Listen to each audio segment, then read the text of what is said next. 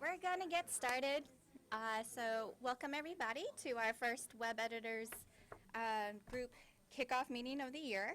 I think everybody's pretty much familiar with the group, but for those who are not, basically for content authors in the system, we created this group as a way to get together to either share ideas about what was OpenText and now will be AEM, and also kind of both at the same time while we're transitioning everybody to the new system. Last year we kind of focused on the transition to kind of prepare you guys as we move you into the system. So what we want to do today is just kind of give a quick update and also hear from those departments who have transition and their experience, so that again you guys are better prepared once you see him come into your office for that first meeting. You're welcome. Hey, you wanted to be all over the website, so. So where are we now in terms of the AEM transition? And, and to introduce myself, I am Jessica Kovlevsky. I'm a web content coordinator with the web services team. Done. So where we are now. As of September 24th, our pilot sites have been launched, and that is, again, many thanks to Statistics and Earth. They were our alpha uber guinea pigs for this whole transition. No. The feedback we got from them was really helpful as we continued on with the transition. And Anne's here from Earth to talk about that. And Econ, Asian languages, and sociology. So that was as of the 24th. As of today, we have CGIS, Classics, Philosophy, Semester in Detroit, Mod Greek, and our site, Web Services, which just launched this morning. Thank you, Josh. So it looks completely different.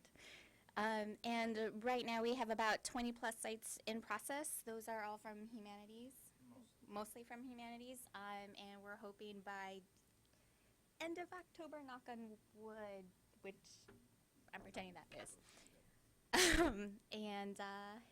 So that is where we are in terms of outside of the pilot phase and into this full-on all steam ahead transition. Pat, do you want to talk about Appetizers? Or does anybody have questions about the transition? Where we are in terms of that? Nope. Oh, Aaron. Oh, yes. So we're still doing working in humanities. We're hoping to be having all of them in definitely before the end of the year, definitely before the end of the year, starting on the social sciences, and then the natural sciences is after that. Do you want to jump? Let me just say that we selected the sites that shared services supports to start for a couple of reasons. One, we have one person supporting multiple sites, so we thought that would be a good opportunity to take advantage of some economies of scale. This is for streaming. Really? Yeah. Oh, I'm sorry. I don't like this. So that was one reason. The other reason is they're right across the hall from us. So it's easy to support them. It's easy to train them. So no, there is no formal list, at least at this point. I understand that creates some anxiety, and we'll do something to establish some sort of order.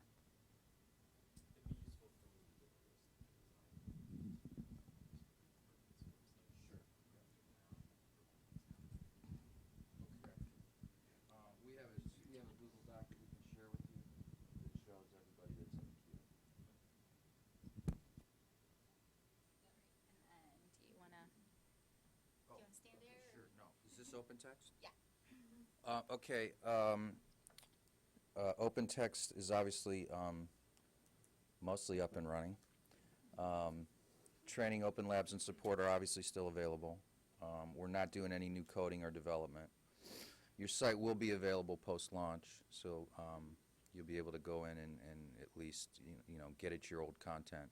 We do an archive as well before we launch a website. So Sean Green runs a job that creates, I think, some kind of HTML file that preserves your site forever. We did have an outage on Tuesday. We ran a job that was supposed to clean up some, well, actually, it really cleaned up some files in the system, and it unfortunately deleted all of our static files, or it tried to. Quite a bit of static files, yeah, our image files. So we apologize for that. We know there was some rework. I got a couple emails from people. One of which is in this room, who had done a lot of work on people that morning, unfortunately. So I know it's frustrating for everybody, including us. So it's relatively stable, other than that hiccup. We've been lucky. We haven't had to do a full restore. It's been a long time, actually. So it's something we obviously want to avoid in the future. So apologies. Questions about that? Questions about OpenText? Good? Yes. If we're exploring doing online credit card transactions, that would mean we would wait till AEM, because You does should that wait fall under new coding and development? Yeah, you should wait for AEM, and I have to tell you, we're working with Treasury right now. Treasury's working with all of LSA over some new compliance issues, new PCI compliance issues to accept credit card transactions. There's a new version out that's much stricter than the old. So our intent is to have it up and running after the first of the year. And we do support it on WordPress right now in a limited fashion, but we aren't doing any new support until we are compliant with the new regs. So Treasury has really cracked down on security and making sure the transactions are safe. So yeah, I would wait is the short answer. But it is something that we want to support. Because we have a lot of demand for it for our customers. Anything else? Jessica. Other Jessica. I'm Jessica Wolking, was Darga, and I'm also a web content coordinator with Jessica for web services. And I work on the WordPress multi-site installation, as well as the AEM transition. We support faculty, lab, and research sites, and graduate student sites, some conference sites. The only thing we don't support is course and class-related sites. We have 231 sites launched and 13 or 15 or so in progress, actually. Many of those were SiteMaker sites that were migrated to the WordPress platform. There's probably about 65 SiteMaker sites that were moved over because as you probably know, SiteMaker is now out of commission, and on October 30th, they'll all be removed from online. So it's the end of SiteMaker. We have 4 themes. We have multiple plugins, probably over 50 or 60 plugins, and we're presenting to the LCAG group on October 15th. So all the key administrators from the departments at least can be aware of this WordPress option in case faculty are interested in having a website. Any questions? What happens to someone's site if they leave the university? We would hope they would let us know. For graduate student sites, we allow them to have their site for 2 years after they've left. For faculty, it's hard for us to tell if they've left, so it would just be nice, I guess, to know that. We might need a policy. Has everybody seen those sites? It's sites.lsa.umich.edu, and we can send that out. We really want to market that. Oh, we can look at it now. Oh, look at that Shameless plug of website. our web services site. No, I haven't seen it yet. So this is, oh, wait, no, take it away. This is your baby. This is the main site, sites.lsa.umich.edu. So any sites that are created have this site address with /site name afterwards. This has a bunch of information about requesting a site. The form is right here to officially request a site. It's a very short needs analysis form. There's links to all of the example themes, plugins that we have, and then this is a useful page. This is the WordPress site list, so links to every site that we've launched so far. And there's a lot from actually EEB and MCDB, and then pretty across the board as far as sites go from different departments. Let me show one or two. My mind. Okay, this is the 2012 theme, and it's an initiative site, so it's a little bit different than the faculty lab resource sites. And it's kind of across various departments, but they are all LSA branded, so this is a part of the theme code. So you can use it for more of like a CMS type purpose, or you can use the blogging functionality that WordPress has too. Many people use that for news and announcements or upcoming lectures or conferences that they're attending. So that's one example. Jessica? Yeah. Is this a good replacement for C2 group sites, I think? As long as they're not course or class related, which I suspect they might be if they're in C-Tools. No? Sites. Okay. Yeah. Project sites. Project sites. There are project sites in here. This list is so long, it's hard to like come up with one right away. Oops, sorry, that's the same theme. This one's more bloggy, Earth Camp.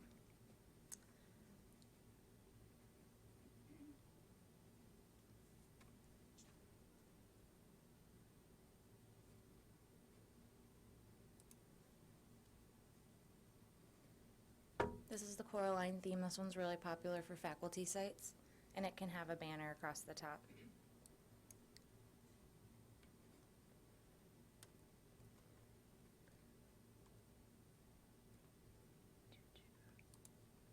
This is the 2011 theme, and we have a little people plugin called Simple Staff List that organizes people pretty nicely by group in the websites if they have like a lab list or anything. And that's all 3 themes right now. You gotta get the Mastodon guy. Absolutely. Yeah. So we, in case you can't tell, we really wanna market this because we get in front of faculty and we talk about it and they've never heard of it. And we send emails out all the time. We meet with the key eds. Jessica's presenting to the key ed group later this month, next week actually. But word's not really getting out, and we want to blow this out. So we have 231 sites. They look good. They're easy to use. The dean has a site. He uses it. He updates it.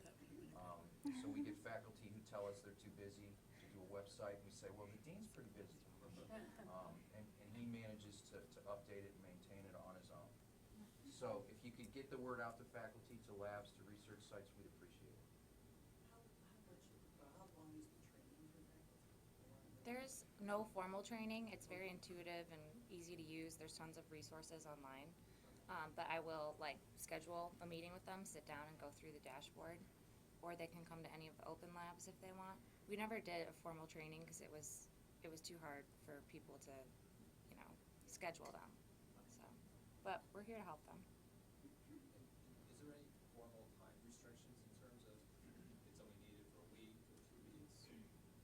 If you have a site you only need for a week or 2 weeks, there's no restrictions right now. The restriction we do have in place is that we launch them within a month.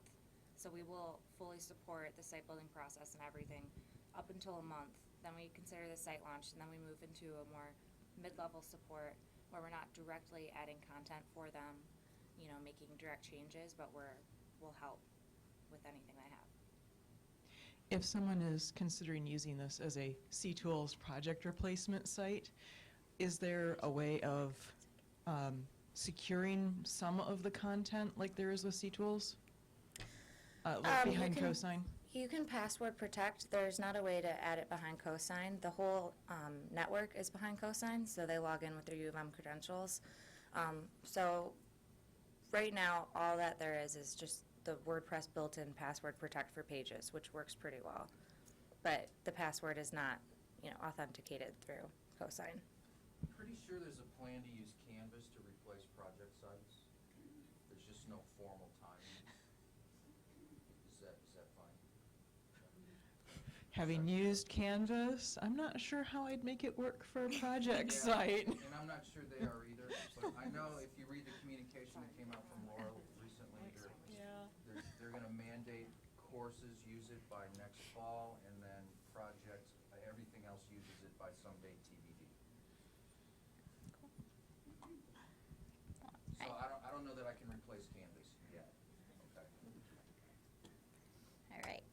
And now a word from our content authors. We have, as I mentioned, we have Anne Hudon from Earth, who was one of our Uber guinea pigs, Jen Ashelman from Sociology, and Josh Messner from for Global and Intercultural Studies, otherwise known as CGIS. So we have given them some prompt questions, which I will be asking, and answer away. So first one is basically, when did you move into the new system? So Josh, you're right next to me. You're starting. Sure. Good morning. I believe it was September 10th, so Okay. pretty early on. July 9th? And I didn't look it up, and I thought it was early September, but I guess it was September 24th. It seemed early, so. What went, oh, sorry, wow, that was really loud. What went well with the move to AEM? So we'll start with Jen. So we have distributed editing, so all the staff in my department are responsible for the areas that they're responsible for in the department. So my whole staff at the beginning of August did the training. So those of you who are in academic units know what that's like. And we went live at the end of September. So I think the fact that we were able to do that in the midst of the crazy start of school, all my student affairs staff were updating their sites. I think that's a sign of how easy it was to move. Anne? I was really pleased to see that the content ported fine, having done this before and had to deal with my own content. And I was really pleased that the old events got added. I don't know if you're still doing that for the newer sites, but that means that somebody can look at our old Smith Lectures series and still find them. I don't know how unique we are, but I think we're pretty unique in that we didn't migrate our old site. We just turned it off and wrote from scratch for several reasons, which we were happy about doing that. And so the whole staff got together and shared the content creation, and then our web services person, who's awesome, helped us kind of build it from scratch. So the question is, what went well, right? Yeah, what went so it was really easy to build a site from scratch. Were there any surprises? I want to start with Anne. The last one. Okay. Our biggest problem was the URL redirects because of the way the HTML page names work in the new one with dashes. So, for example, my old site was Earth/graduate, I think, or maybe graduate program, one word. And the new one is Earth/graduate-students.html. So all of the emails that I sent out for, 10 years to prospective students suddenly had a URL that didn't work. So having all of those URLs redirected was really important, and it took too long to do that. But I imagine you guys have that figured out by now. Which we thank you for being, again, the guinea pig. You're welcome. And I had a bunch of faculty who were unhappy that their personal people page URLs didn't port, and that got fixed finally. And we were not real happy with the way the photos looked, but then once we switched it to the list view, that was fine. But those were the worst pieces. I don't know if you guys remember from the May meeting when I was like, a lot of those The pictures. were letterbox look, I Yeah. can't tell you how pissy my faculty were about that. Yeah, one of them was right me. Jen?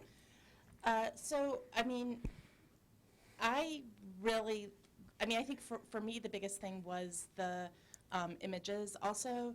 It's so much more image intensive than our old site, and so really trying to find, sociology, everything is sociology, right? But nothing is sociology. So trying to find things that don't need too much explanation, but actually fit in, but that aren't exploitative.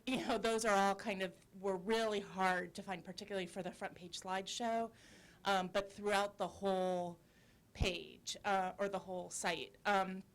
I spent a lot of time personally on all the people. I reloaded all the images for the people profiles because even though the previous pictures came over fine, they just aren't as high quality.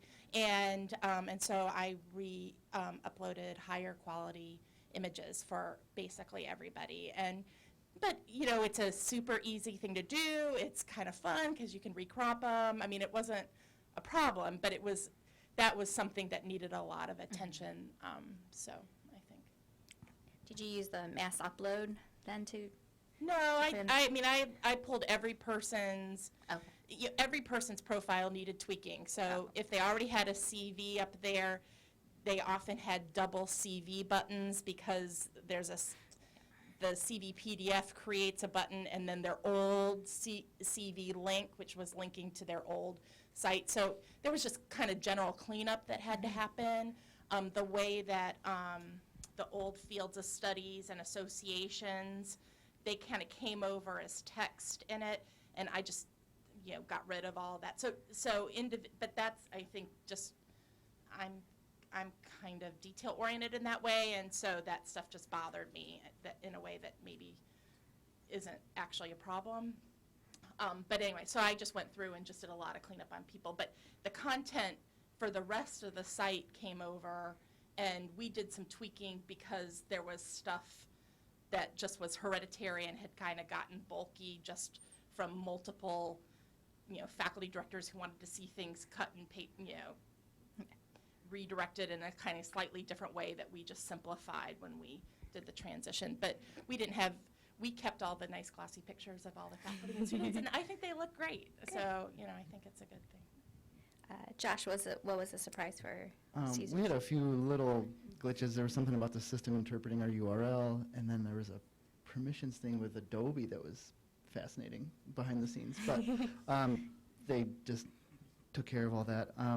For us, the surprise to mention is there are some things that we thought would be down the road, and when we started playing around with the various components, some of the more dynamic components, we were able to create really dynamic content now, like searchable or just visually laid out in a way that we wanted, that we thought we'd be waiting for coding improvements after everyone got live, but we Do were you have able an to figure example? it. Let's show an Yeah, I think example. for me, Prestigious. yeah, this is our homepage. If you click on programs up in the functional menu, Good use of the term. yeah, right. And then You get a click on donut. we divide all our programs regionally based on what we know from students, how they search, and then click on any of those four. And then so you see the countries within the region. Then these open up, and these are direct links then to the programs. So just it seems simple, but we weren't sure that it would, and just also executing that layout was. Okay, so Jess helped a lot, but it was relatively easy, and it's easy to kind of keep up with that because stuff changes a lot with our program. So, yeah, Joel's awesome. Yeah, the gentleman there in Amsterdam. Yeah. Just a quick Yeah. question, is that the 4-button format by any chance that This carries one? over from OpenText? The regions, right? Yes, This? regions. So we call this the audience menu here. Oh, I'm sorry, no, I Oh. meant under the programs. So add pictures.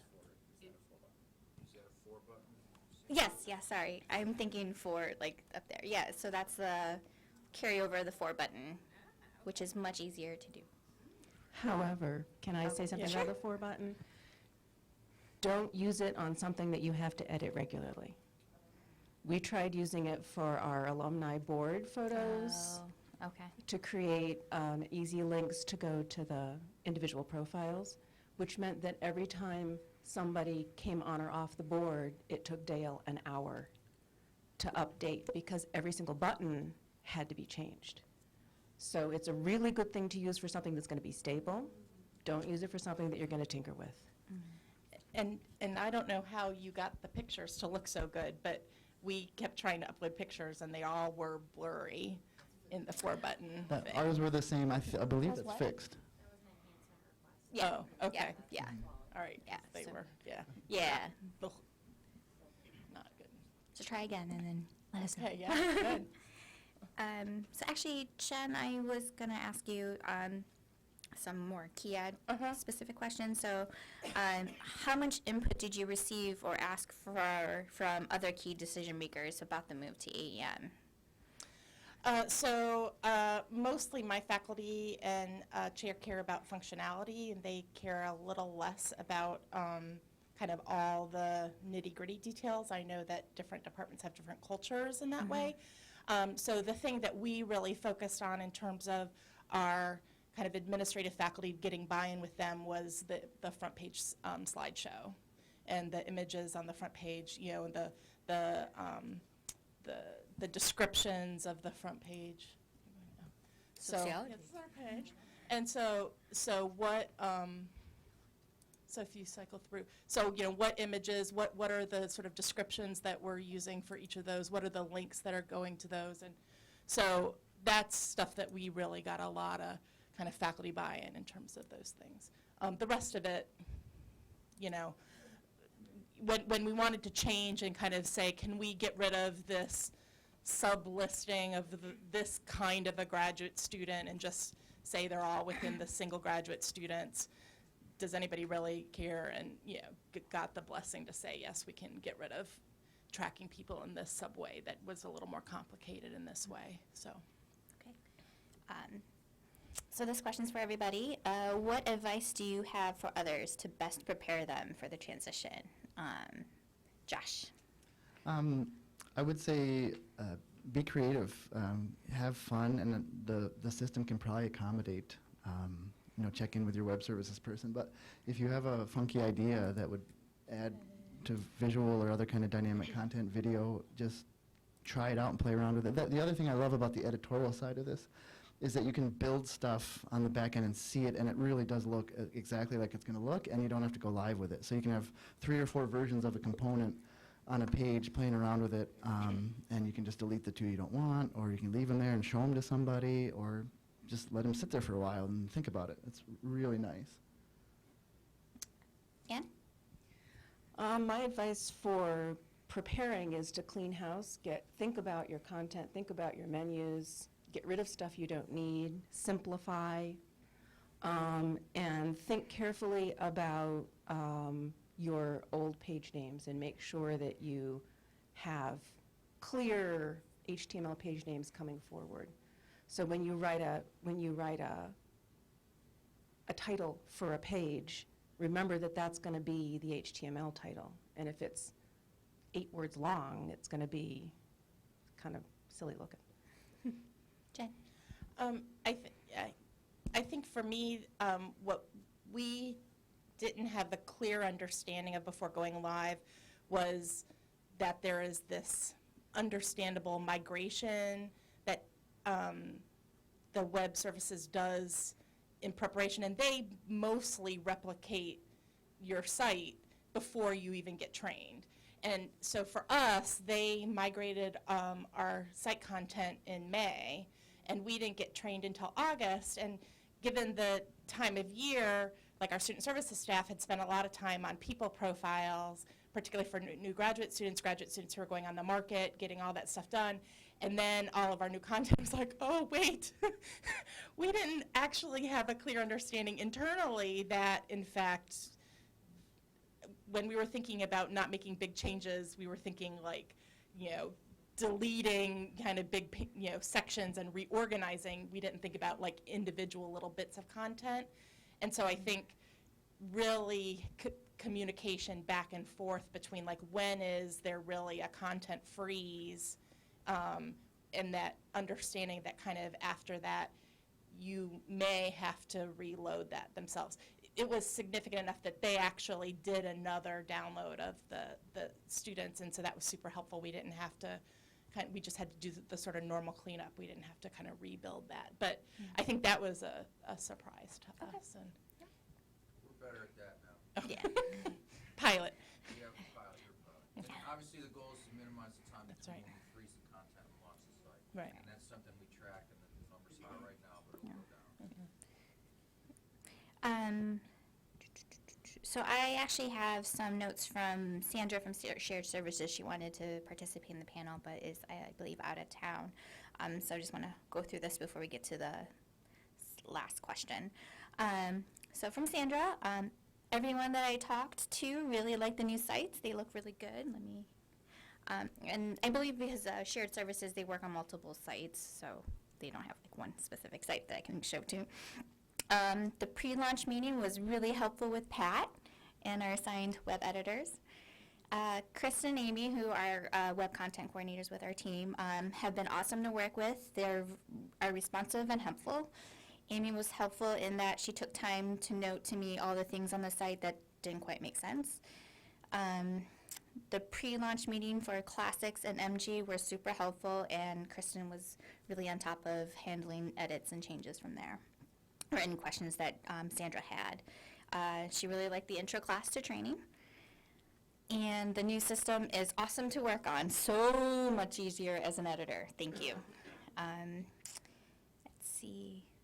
And then just kind of one comment she had was maybe don't make an announcement to faculty about when a site launch is going to happen, just in case there's like kinks in the site. Do you mind if I share that we launch on Thursday?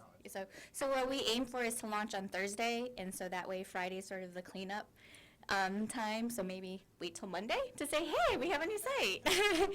And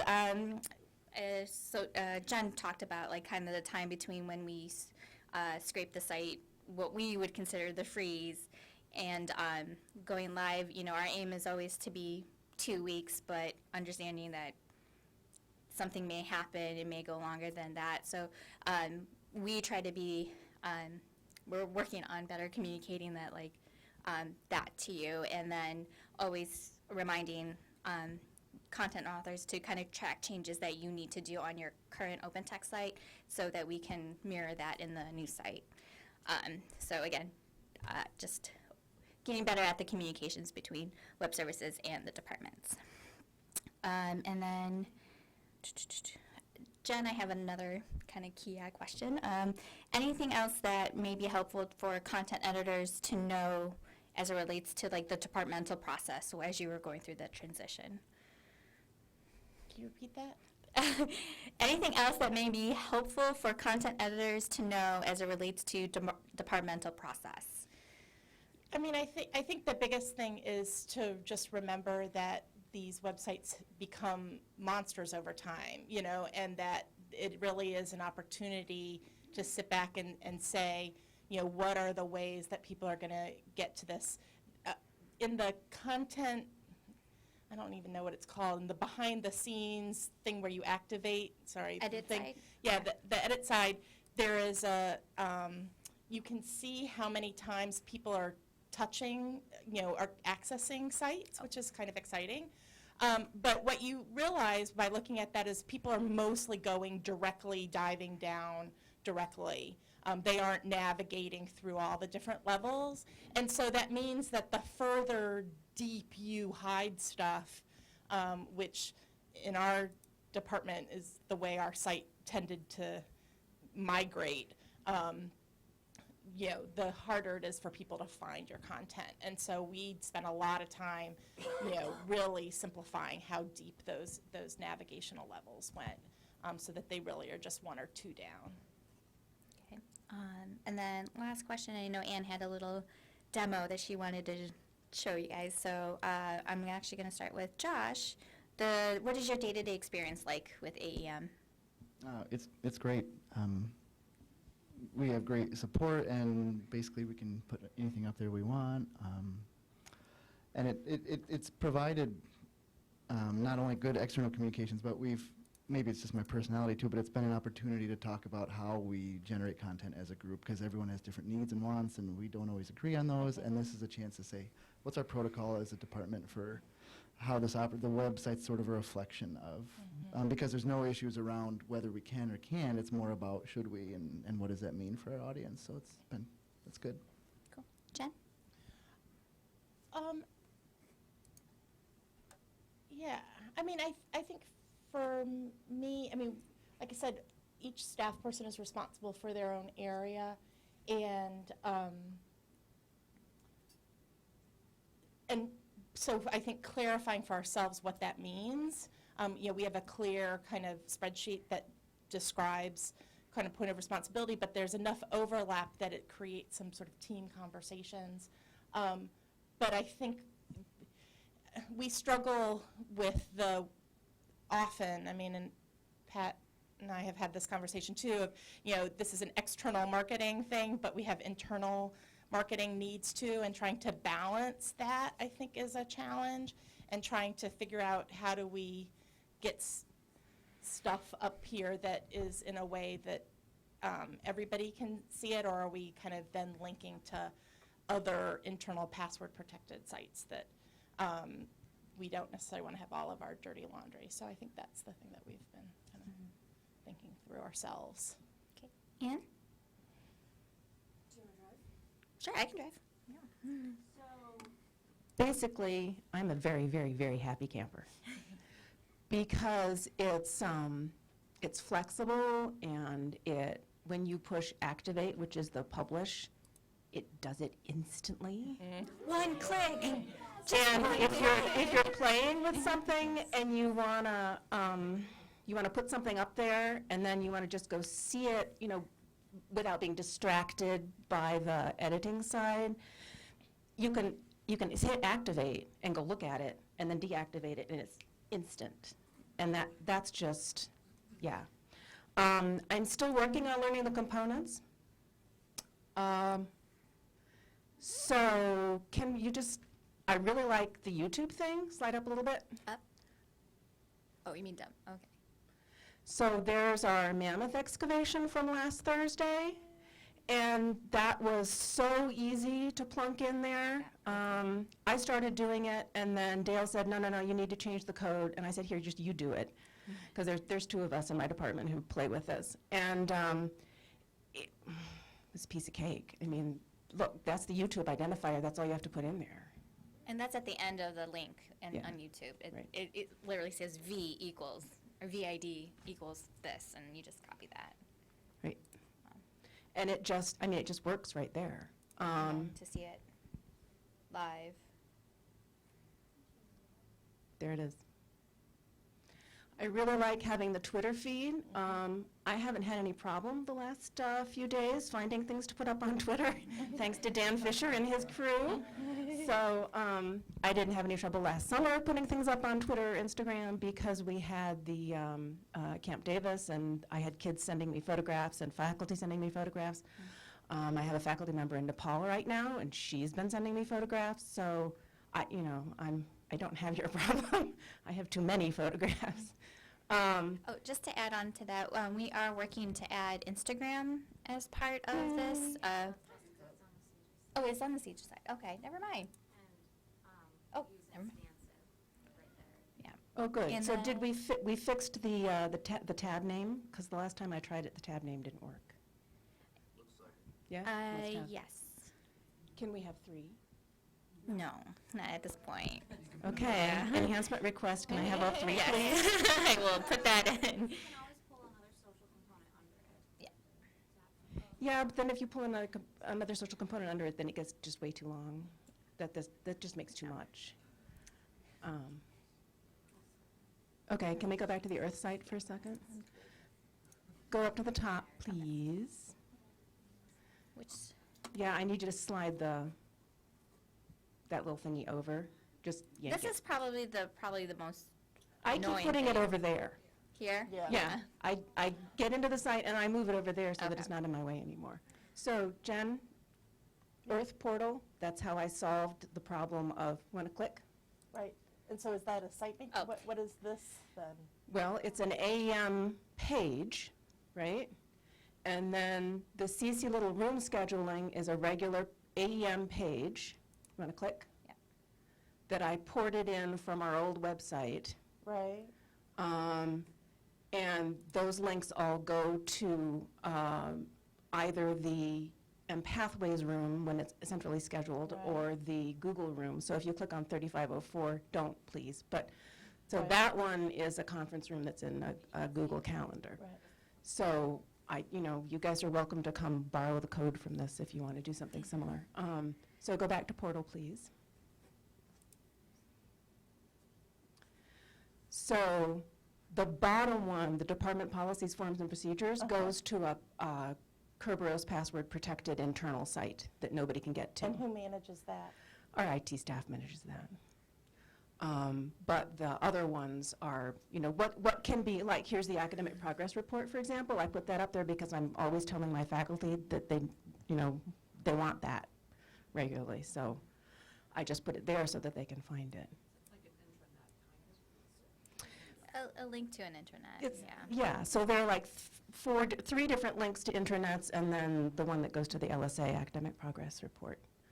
Let me see. The other thing I wanted to show you, you need to go back to the edit site. Yep, this is it. Oh, okay. So click on field trips.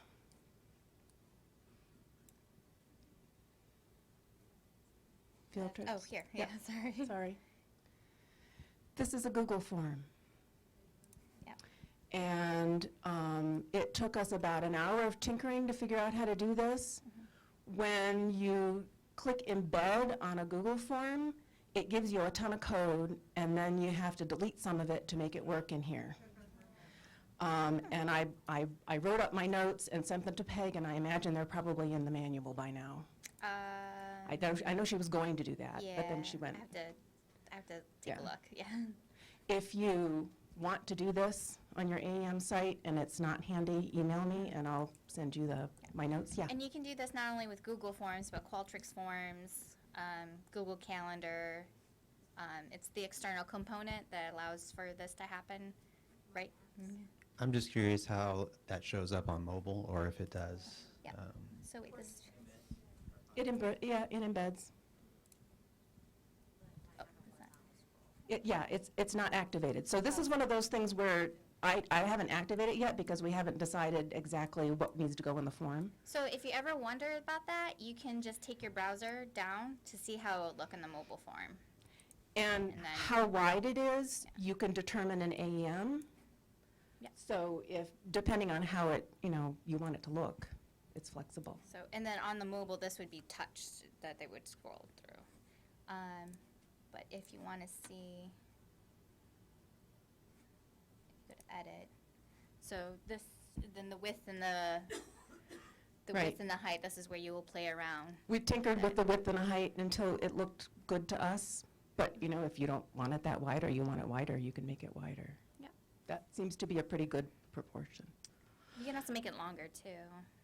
Yeah, just depends on how much- longer felt to me like it was going to go beyond the bottom. I hate having a window in a window where they don't work right, where the internal window is below the external window. That bugs me. Here, so let me show you an example.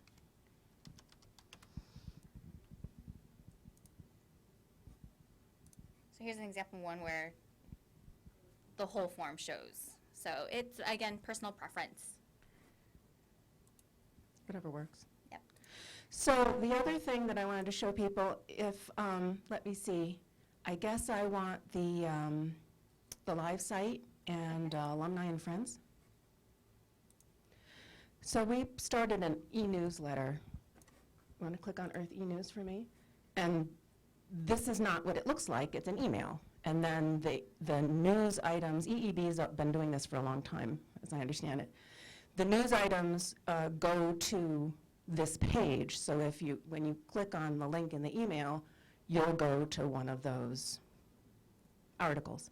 So this is a news summary page tagged for newsletter. So the only things that show here are the things that we tagged in the. See that. So we started with the regular news page, 2015 news, and then we tagged those particular articles for the newsletter so that they show up in this particular news summary page. And I did the same thing with the dissertation defenses. Once the dissertation defense is over, I put the name of the student and the advisor and the abstract and the name of the defense.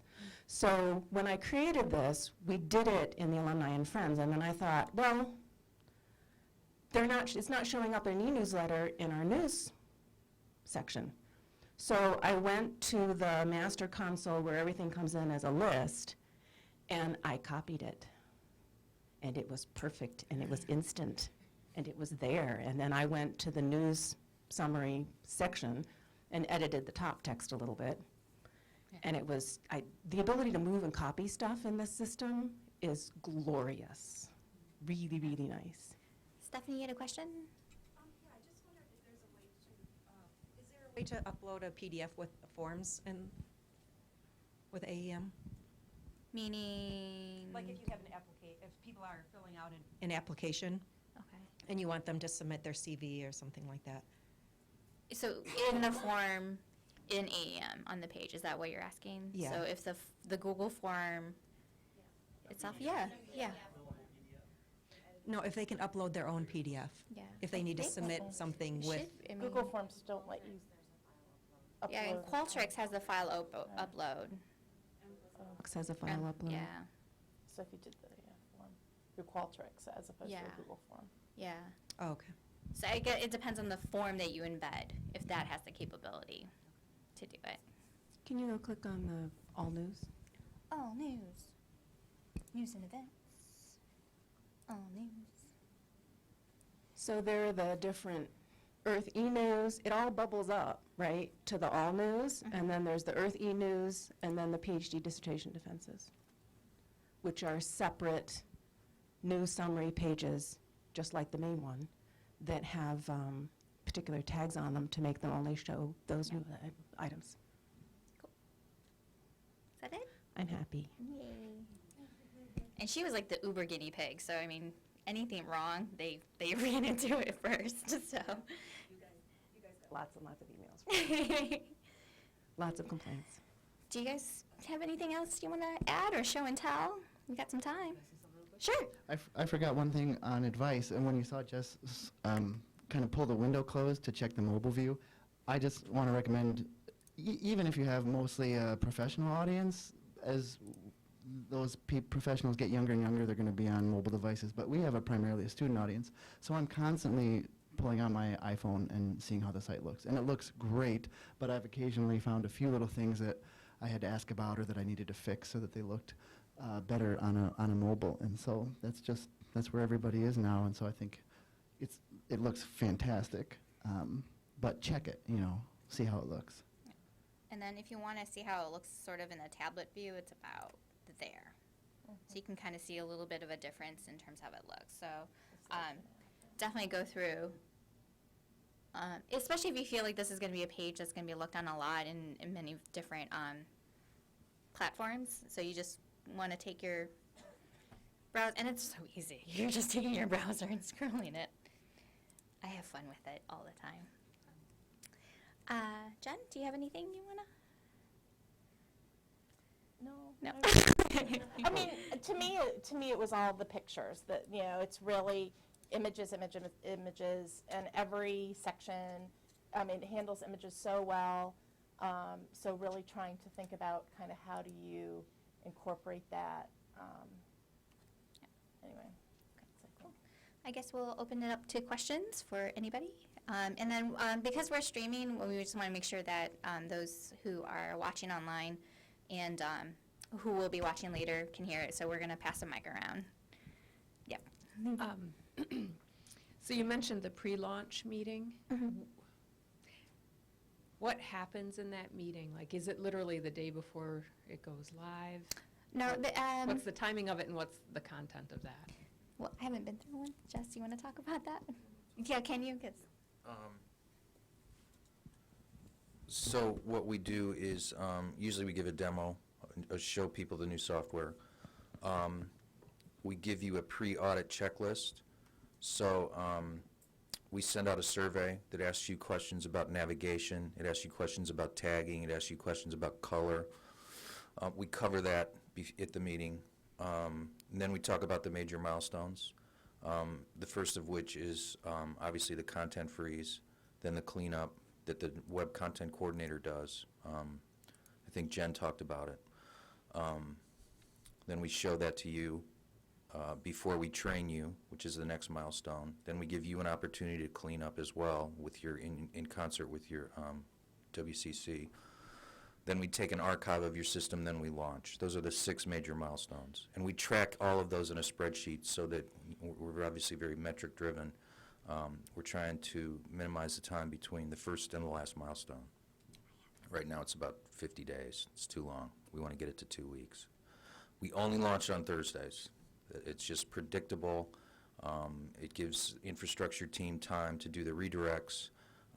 If you miss the Thursday, you're waiting until the next Thursday. So it's worked really well so far, and we're going to continue that practice. Stephanie? 2 questions. Sure. The first, and maybe you already covered these because I came in late, but how long is the training? And do you have a schedule for those of us who haven't migrated yet? So training, right now, Peg has gotten it down to like a 4-hour session. And that includes like an overview of the system. You actually have time to, play in the train site and everything. And in terms of a timeline, we're still working in the humanities. We're hoping by the end of the year we'll move on to the social sciences and then the natural sciences. We have been mostly working with those who are using kind of shared services. Those who have content authors are working in shared services because they've been trained once, and so they can work on multiple sites once they've been trained, and they're also across the hall from us. Those are his exact words. Not all of us, but a majority, or at least the ones we've been training. So how can I find out when my sites are Pat? We don't have a formal schedule yet, but I'm working on it. Once we get through this next wave, we have about 20 sites in the queue right now, which will come up with a more formal process. 'Cause like I said, I understand it creates a lot of angst. But I think that the message that I would want you to go is in some ways, the quicker the turnaround, the better. Like, jump in, it's super easy, and, again, whatever the time of year is, it'll be fine. If your current content and your current setup is,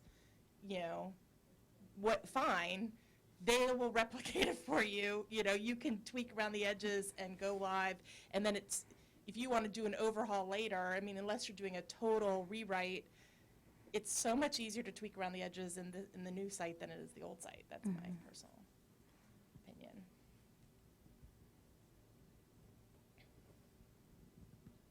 We got a half hour. Aaron? This isn't an AEM question, but do you know how Google Analytics interprets the redirects that are going on? Is it going to detect that initial URL that people are entering, or the new one that it gets redirected to? Do you want to? Yeah. Use this one, it's closer. I'm pretty sure it's a 302 permanent redirect, so analytics should realize, oh, this URL has changed and here's the new one. I'm seeing a confused look on your face.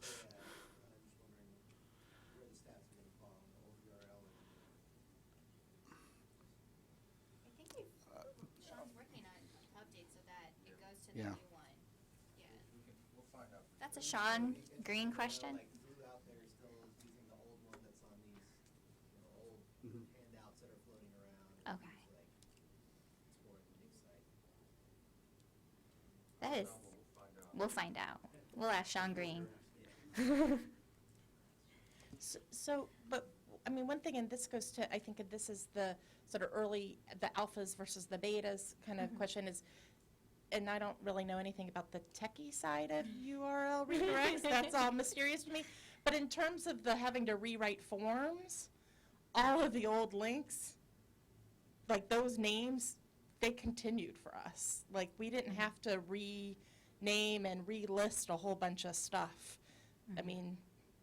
The old, that all was seamless to us. So, they seem to have fixed whatever that problem Yeah. is. They found the problem and we fixed Yeah. it. Yeah, so in terms of having to rewrite forms and stuff. Yeah. We We had a company called the Understanding Group come in and help us with our analytics setup. They actually met with each of the 5 of the 6 pilot groups to try to get an understanding of their priorities and how we could tailor sort of custom dashboards to meet those priorities. And we have a person on our staff, Maria Latan, who is our analytics point person. So she contacts all of our customers at post-launch, sets up a Google Analytics dashboard for them, and trains them on the product. So we've made a pretty serious investment in analytics for AEM, and we really want to blow out that capability. So I stand corrected. It will be a Maria question. Right. Rick? I'm wondering what kind of users are using the analytics? Are you guys using the analytics? Question. It's the beginning of fall term. I'm not paying any attention to analytics. Yeah, I don't think we've been trained yet on that. So we're late enough, so. You're supposed to be. Okay. Maria's in trouble. Sorry. We've looked a few times, and we intend to check. Several people on the staff, especially our advisors, want to know like how the program pages are being visited and stuff like that. So we're going to be setting up a training, I think, next week and using it regularly. It's pretty straightforward once you. There's a lot in front of you with dashboard, but. Could you show the dashboard for us? No, I don't have that access, I don't think. Yeah, sorry. Oh, I do believe, though, Maria is planning on setting up sort of like a training session, or she'll have the information available on our web services site. I think it's still being developed right now. I just wanted to know for editing, is there a back end to this, or is it just the edit and go live? Yes. Where's my edit? So the quote-unquote back end, which we call the site admin.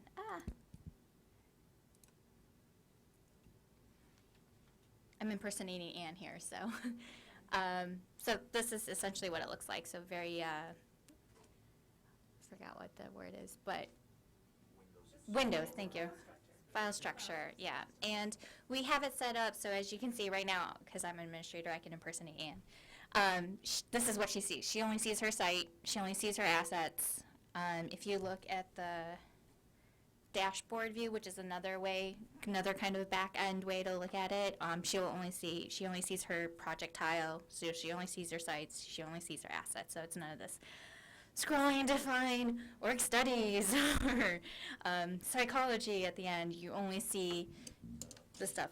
Those who probably are going to be working on multiple sites, you will see all your sites in this view, but when you work in the on page editing view, in terms of your assets, you'll only see the assets for that specific site. And then when you go to the other site, you'll only see assets for that specific site. And if they migrate you and you get in there and you have access to something, you shouldn't tell them right away before you go mess up someone else's website. Yes.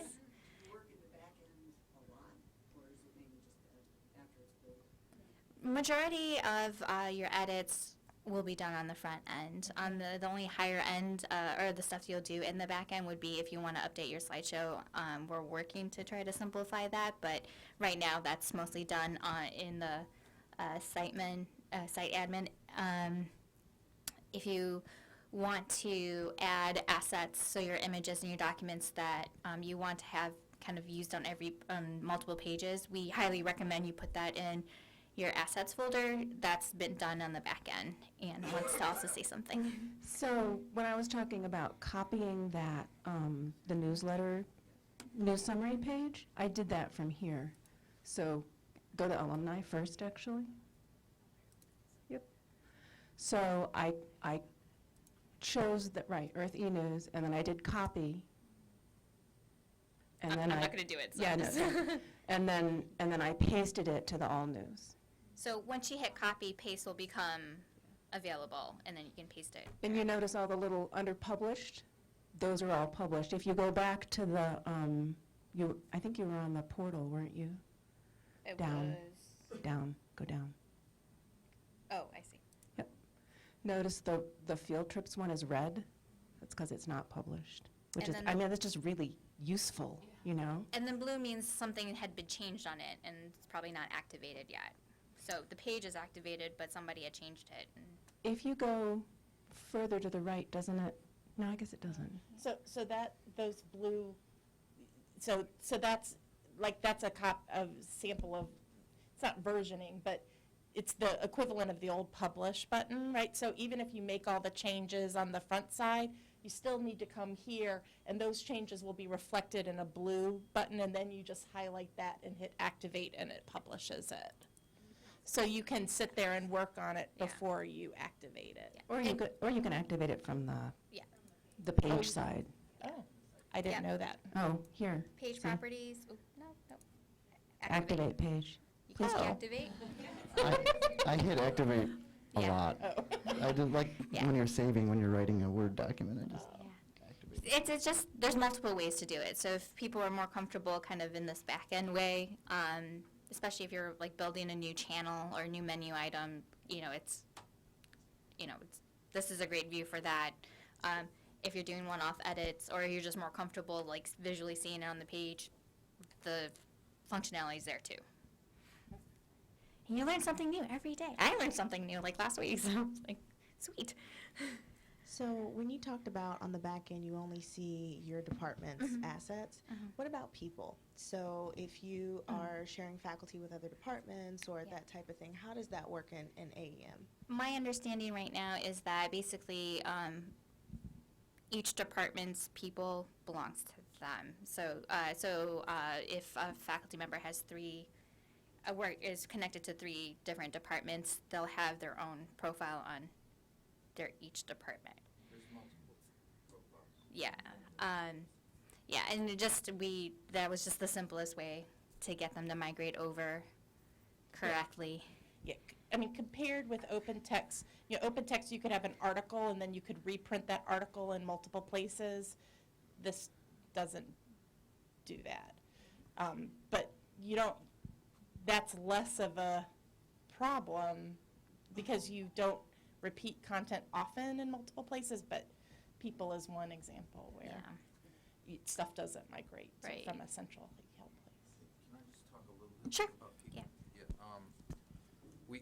In OpenText, we seriously over-engineered our people profiles. We made them so flexible that at least I didn't understand how they worked on the back end. So we've really made an effort to simplify them with this release. As you'll see, there's a lot less fields to populate. We also are in the process today of releasing code that allows individuals to update their own record. In a very simplified In a very, very simplified, no training required. I mean, it's a really simple interface. It won't let them change everything on their record, but things like phone numbers, office hours, the about field, the image, they'll all be editable by end users. And we've made, since we've launched Earth and Stats, we've made about 75 changes to the system, either break fixes or enhancements, or we're really into performance now. How can we make things run faster? You'll notice that on a lot of the home pages, when they load, that slideshow image comes up last. There's a little delay. We're going to put some code in that is hopefully going to fix that today, between 5 and 7 tonight. We have a very structured process for code. We batch everything in releases. Today will be our 5th release, 1.1.2. We have about 10 to 15 things in each release, and so the work doesn't stop once we've launched, and we obviously have the need to provide ongoing support, something I'm going to reinforce with HR later this week. Yeah. Okay, thanks. Sure.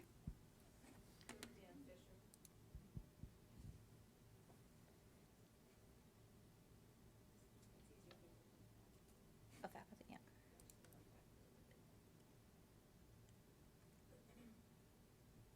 Daniel Fisher. La, la, la.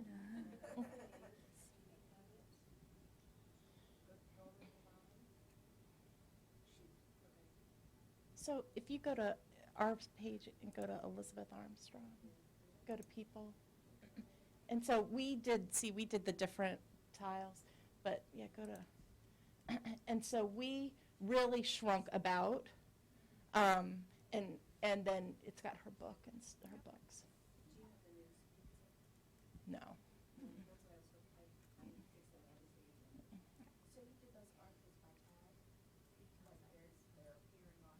Right, so they appear there, and it's not exactly tagged, but yes. It's sort of pulling her unique name tag.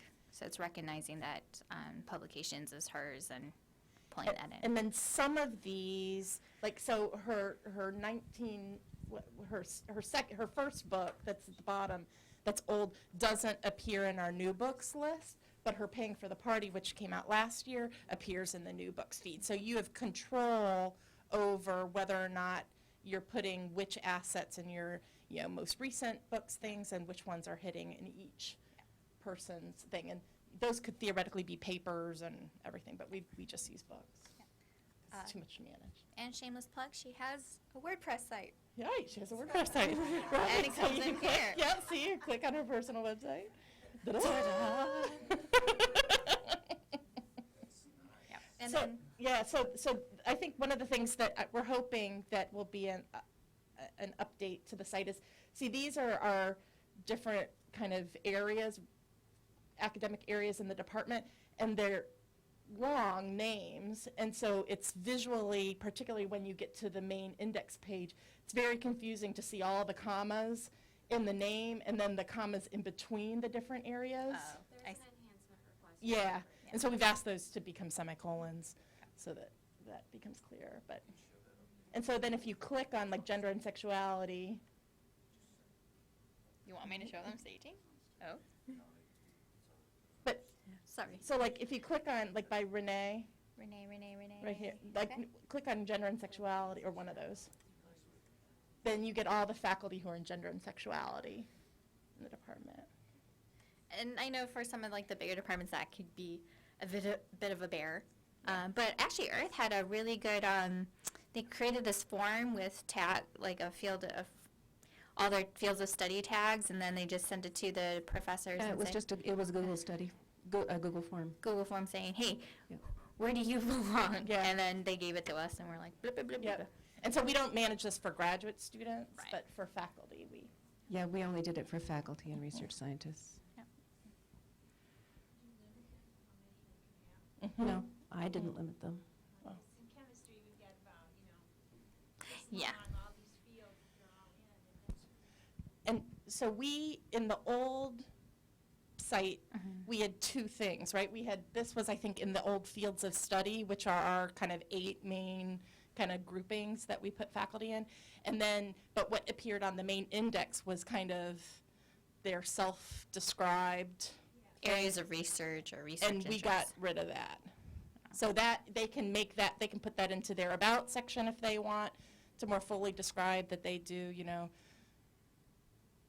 Polish, Reformation, whatever. But for this purposes, we aren't trying to, this is so that prospective graduate students primarily can click and see who are the faculty who work on economic organizations.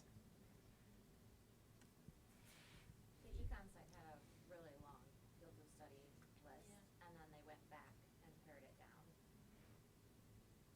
I have a question. I'm noticing the photos here.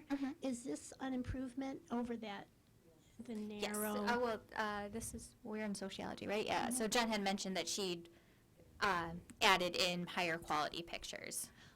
for Okay, that. yeah, I heard that, Yeah. but it seemed to me it used to be a narrower box. No? Yeah. So we. And so if you click on anybody,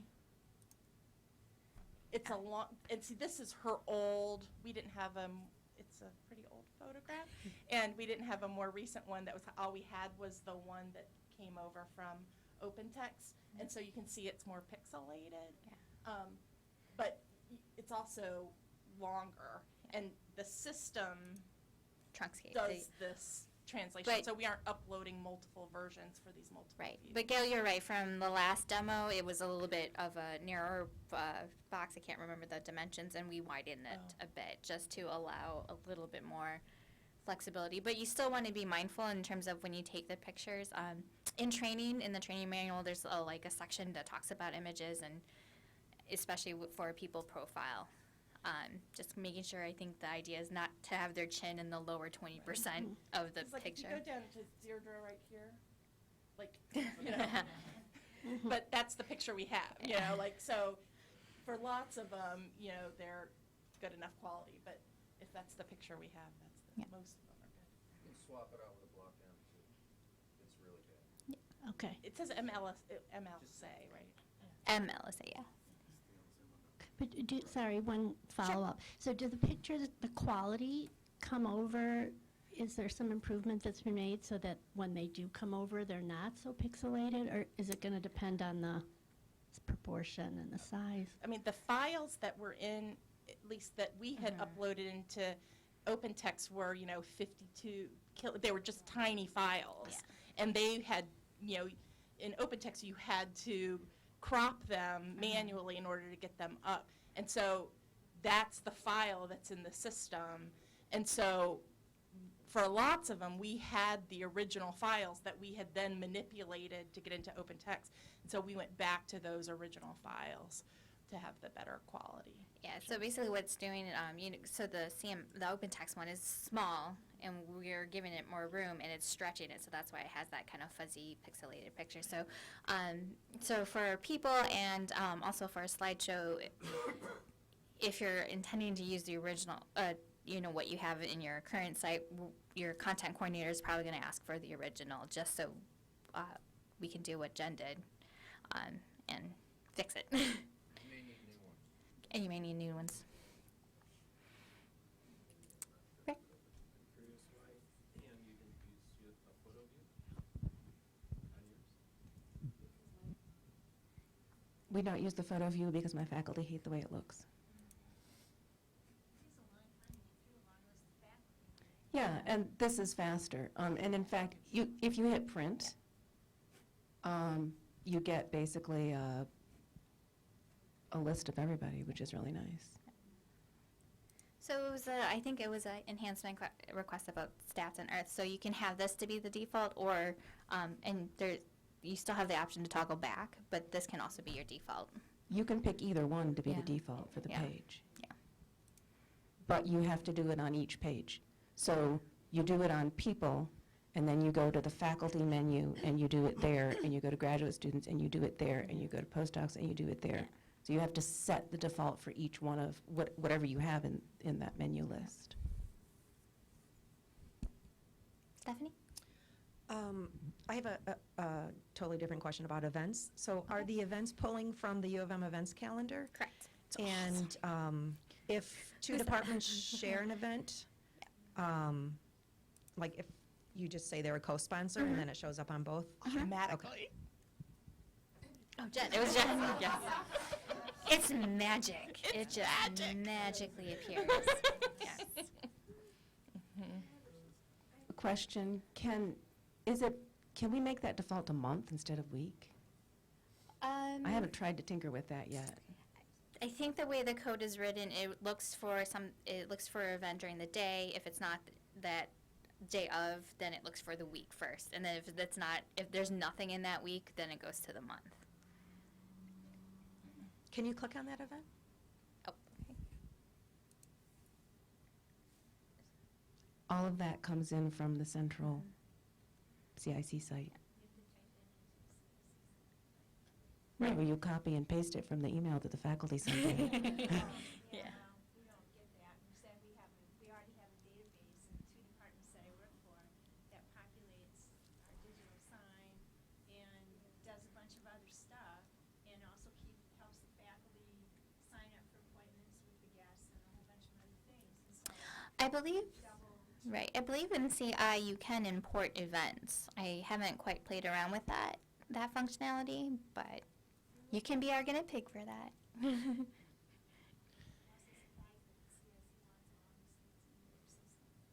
do actually. They do, yeah. They just added athletics and a school of music and dance, I believe. Alicia? So maybe I'm the only one worried about this, but I'm envisioning the pre-launch meeting as opening a can of worms with, so who do you want to meet with? Does our director come to this? Who do you meet with in the pre-launch meeting? And who was in yours, and was it an issue? I think it was the chair and me. So we just had one, and it was very painless, okay. Yeah, it was, thank you. So I'm from psychology, and it was the chair, our KIAD, Sean, Pat, and myself, and it was basically like, these are the steps we're going through, this is what we need. And Jessica, of course. But it was pretty painless. It took an hour. It was basically just like the broad overview of what they need from us so we can begin working on our site and getting our stuff together to give it to them. And if you're really worried, on our web services site, sort of a rough outline of what we do, and then this checklist is kind of what is sort of your homework that we give to the departments. So it's not necessarily a can of worms because you have it there, and then basically once you kind of figure out the stuff from here, when you complete the site audit survey, it's really just a one-to-one, like, oh, your staff, fill in that form, whatnot. So we do provide you a lot of information to kind of get started. So we have 5 more minutes, so before we get into any last questions, I want to thank Jen, Ann, and Josh for sharing their experiences, and Sandra, if you're watching online. So thank you so much for sharing your experiences and working with us and giving us feedback, and we're excited to work with everybody here and getting your feedback on enhancements and fixes and stuff. And I just want to mention, so in terms of these groups, we couldn't, words come out. There's a lead group that basically we meet kind of every month to help coordinate on these meetings. We did lose one person, Kimberly Smith. She moved towards more advising and whatnot. So, if you're interested in kind of learning more behind the scenes, kind of get information beforehand, let us know. And we'll be working every month to plan these meetings.